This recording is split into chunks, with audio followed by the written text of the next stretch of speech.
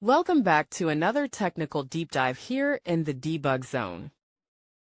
Today we're tackling a big question and breaking it down with insights from other users. Hopefully this clears up some misconceptions and helps you get the answer you need. So buckle up, stay a little curious, and let's jump right in.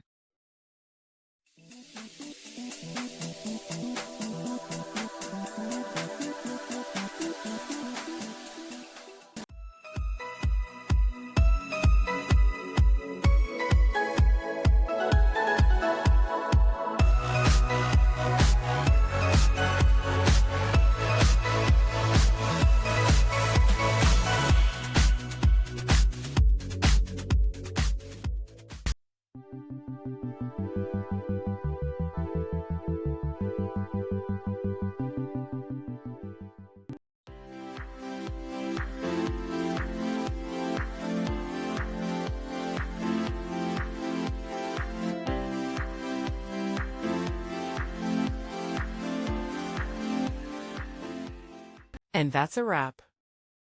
I hope you found the answer you were looking for. If you did, take a second to hit that subscribe button. It really helps out. And let me know in the comments which solution worked best for you. See you next time in the debug zone.